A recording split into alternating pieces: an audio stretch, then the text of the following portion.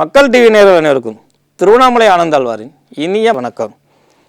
இந்த ஆன்மீகம் அறிவோம் நிகழ்ச்சியில் அறிவியல் சார்ந்த விஷயங்கள் நிறையா பார்த்துக்கிட்டு இருக்கிறப்போ சரி கொஞ்சம் சுவரசியம் இருக்கக்கூடிய விஷயம், ஆனால் ஆன்மீகம் அறிவியல் கலந்த விஷயம் என்ன அப்படின்னு பார்க்குறப்ப பெயர் சூட்டுதல் அப்படின்னு பேர். காது குத்துதலை பற்றி நம்ம நிகழ்ச்சியில் நிறையா சொல்லியிருக்கிறேன்.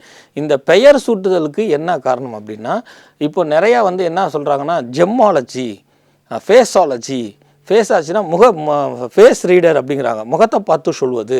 அது அந்த காலத்தில் சாமுத்திரிகா லட்சணம்னு அதுக்கு பேர் இல்லையா. மச்ச ஜோதிடம், பள்ளி விழும் ஜோதிடம் இல்லையா, பள்ளி சொல்கிறது இருக்குது. இதெல்லாம் நடைமுறைக்கு உண்டா, சாத்தியமா அப்படின்னு ஒரு விவாத மேடையை நடத்துகிறாங்க. பள்ளி சொல்லும் பலன் இருக்குன்னா அதுக்கு ரெண்டு ஆலயம் சொல்கிறேன்.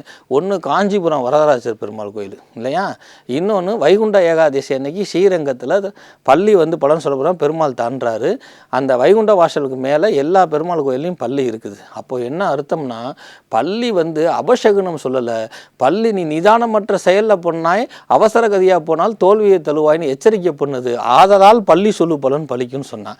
சரி, மச்ச சாஸ்திரம் அப்படின்னு எதுக்கு வச்சான் அப்படின்னு கேட்டிங்கன்னா, அந்த காலத்துலலாம் பார்த்திங்கன்னா ஆணும் பெண்ணும் பார்க்குறப்போ இன்றைக்கி கூட திருமண பொருத்தத்தை வசிய பொருத்தம், மகேந்திர பொருத்தம், தினப்பொருத்தம், கணப்பொருத்தம் இப்படி நிறையா இருக்குது. அந்த காலத்துலலாம் பார்த்திங்கன்னா ஒரு பெண்ணினுடைய வளர்ப்பு விகிதத்தை வச்சு தான் பார்ப்பாங்க. இந்த ஆறு பொண்ணா ஓகேப்பா நல்லாயிருக்கும் அப்படின்னு எடுப்பாங்க. அடுத்தது பார்த்திங்கன்னா அந்த பொண்ணை பார்த்த உடனே ஒரு வசீகரம் ஏற்படும். இதுவும் ஒரு காலம் இருந்தது. இலக்கிய காதலும் உண்டு. இதற்கெல்லாம் இந்த பொண்ணு இப்படி தான் இருக்குமோன்னு ஒரு அச்சப்பாடு ஏற்பட்டுச்சுன்னா அதை நிவர்த்தி ஆக்கப்பட்டுவதற்கு ஒரு மச்சம் சொல்லுவாங்க. என்ன மாதிரி மச்சம்னா, புருவத்தில் ஒரு மச்சம் இருக்கும், உதடு ஓரத்தில் ஒரு மச்சம் இருக்கும் அப்படின்னு. இது பெண்ணுக்கு மட்டுமே முதன்மைப்படுத்தப்பட்டது அல்ல, இது ஆணுக்கு உண்டு. அந்த காலத்துலாம் புஜங்கள்னு சொல்லக்கூடிய ஆண்களுக்கு தோலில் மச்சம் இருக்கும், கழுத்தில் மச்சம் இருக்கும், இந்த ஆள்காட்டி விரலில் மச்சம் இருக்கும், உள்ளங்கையில் மச்சம் இருக்கும். அப்போ அவன் கோபக்காரனாலாம் சம்பாரிச்சிருவான், பொண்டாட்டியை விட்டு கொடுக்க மாட்டான் அப்படின்னு தன்னம்பிக்கையை ஏற்படுத்துவதற்காக இறைவனால் வழிவகுக்கப்பட்டக்கூடிய மச்சத்தை நம் முன்னோர்கள் பெரிதுபடுத்தி காட்டினாலே தவறுகளை அதை பெருசாக காமிக்கலை. பெரிதுக்கும் பெருசுக்கும் என்னன்னா, இப்போ நீங்கள் என்ன தான் சார் சொல்ல வரீங்க அப்படின்னா, எப்படி இந்த பள்ளி ஜோதிடம் இந்த மச்ச ஜோதிடம் இருக்குதோ அந்த மாதிரி பெயரியல் அப்படிங்கிறது ஒன்று கிடையவே கிடையாது. அது சமீப காலமாக வந்தது. நியூமராலஜி அப்படின்னு சொல்கிறோம், எண் கணிதம். நேமாலஜிங்கிறது ஒன்று கிடையாது. இந்த நேமாலஜி கிடையாது. எப்படி நீங்கள் சாதகமாக சொல்கிறீங்கன்னா, அந்த காலத்தில் ஆண் குழந்தையே பிறக்காமல் பெண் குழந்தை பிறக்குமா?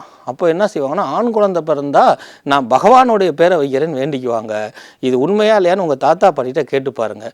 அடுத்தது என்ன நினைச்சுக்குவாங்க அப்படின்னு கேட்டிங்கன்னா, ஒரு குழந்தை பிறந்தவொடனே அந்த காலத்தில் மருத்துவ வசதியெல்லாம் கிடையாது, அபாஷன் ஆகும் அல்லது கால பராமரிப்பு உடைய சூழ்நிலைகள் சாதகமற்ற நிலையில் இருந்துச்சுன்னா எல்லாருமே ஆடியில் பிரிஞ்சு ஒழுங்காக இருக்கிறது இல்லை.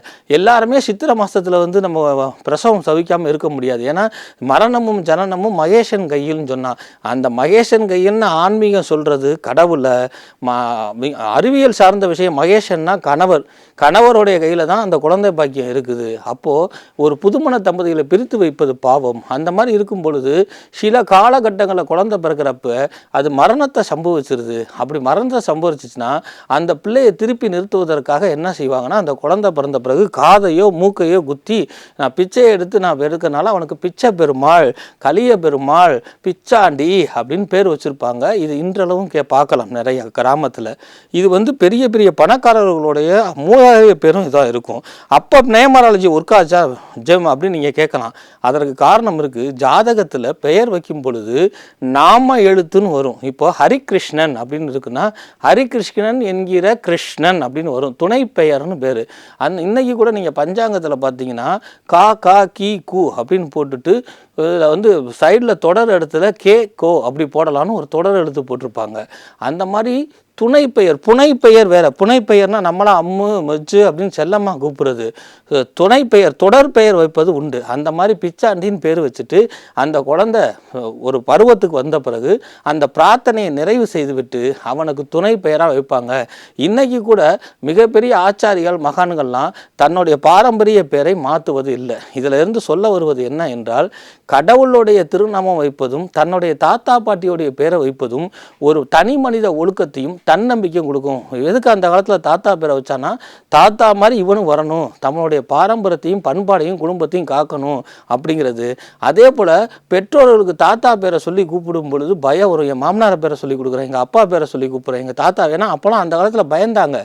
அப்படிங்கிறதுக்காக தான் இந்த மாதிரி நேமாலஜின்னு ஒன்று கொண்டு வச்சாங்க. அதே போல் பிச்சாண்டி அப்படின்னு பேர் வச்சுருக்கிறாங்க இல்லையா, அந்த ஜாதகத்தில் துணை பெயராக சுவாமி பேர் குலதெய்வ பேரை வைப்பாங்க. ஏன்னா குலதெய்வ பேரை குழந்தைக்கு வச்சோம்னா இது சார் நீங்கள் சொல்கிறதுலாம் நல்லா வர்ணனையாக இருக்குது, இன்னொரு ஒரு எடுத்துக்காட்டு இருந்தால் நல்லா இருக்குமே அப்படின்னு எதிர்பார்க்கும் பொழுது, ஜாதகம் ஒரு மனிதனுக்கு கணிக்கும் பொழுது 7 வயசு 21 வயசு 15 வயசுன்னு கண்டம் இல்லாமல் எந்த ஒரு மனித ஜாதகமும் இருக்காது. அது தேவாதி தேவனாக இருந்தாலும் கண்டம் இருக்கும். அந்த கண்டத்தை குறைப்பதற்காக சுவாமி பேர் வச்சுருப்பாங்க. இப்போ உதாரணமாக அண்ணாமலையாரேன்னு ஒருத்தரை கூப்பிட்றோன்னு வச்சுங்க. அந்த அண்ணாமலையாரை கூப்பிட்டதுக்கு சமமாக அவனுக்கு ஒரு 9 வயசில் ஒரு கருநாகம் தீண்டப்படணும் அல்லது ஒரு சிலந்திப்பட்டு அவனுக்கு ஒரு அரிப்பு ஏற்படணும் இருந்தால் இந்த அண்ணாமலைன்னு கூப்பிட அதனுடைய வீரியம் குறைஞ்சு சாதாரண பூச்சிக்கொடி கரிச்சு சாதாரண ஒரு சிறு மாத்திரையிலே சரியாகக்கூடிய தன்மையை இந்த பெயரியல் கொடுக்கும். அதனால தான் அதுக்கு பேர் பெயரியல். இது அறிவியல் சார்ந்த விஷயம்னா, பெயர்னா உங்களை கூப்பிடுவது, உங்கள் மனம் நினைச்சு, இயல்னா இந்த இயக்கமான விஷயத்தில் கூட அந்த மந்திரம் பலிக்கும் அப்படிங்கிறதுக்காக தான் அதுக்கு பெயரியல்னு வச்சது. தவிர நீங்கள் குழந்தைக்கு உங்களுடைய தொடர் எழுத்தை பார்ப்பதனால் வைக்கிறது தவறு ஒன்றும் கிடையாது. ஆனால் அதற்காக ஸ்பெசிஃபிக்கலாக கா இப்படி போடணும், கே இப்படி போடணும், கூ அப்படி போடணும்னு சொல்லி இன்றைய காலகட்டத்தில் ஆன்மீகத்தில் அதிகமான பற்று இருந்தாலும் கூட அபசகுனமான பெயர்கள் வைக்கிறாங்க. அந்த அபசகுனமான குழந்தைக்கு பெயர் வைக்கிறப்போ அது ஒரு பருவ காலத்தில் மூர்க்க குணத்தை ஏற்படுத்திவிடும். ஏன்னா நாமம் மந்திரத்துக்கு என்ன தெரியுமா, நாவால் சொல்லப்படுவதனால் அதுக்கு நாமம்னு பேர், நாவால் சொல்லப்படுவதால் அது ஓதப்படுவதால் அதுக்கு மந்திரம்னு பேர். நம்ம குழந்தைய அதனால தான் குழந்தையும் தெய்வம்னு சொன்னால், நம்ம குழந்தைய நல்ல பெயர் வச்சு கொடுக்கும் பொழுது நம் மறைவுக்கு பின்னாடியும் அந்த குழந்தை நல்லா இருக்கணும், பிடிவாத குணம் இருக்கக்கூடாது, நம்ம முதியோர் நிலையத்துக்கு அனுப்பிச்சிடக்கூடாது, நமக்கு நல்ல நேரத்தில் கொல்லி வைக்கணும், அவன் சங்கதிகள் நல்லா இருக்கணுங்கிற எண்ணம் கொண்டவங்க. இதெல்லாம் பெயரியலுக்கும் தெய்வத்துக்கும் தொடர்பு உண்டு.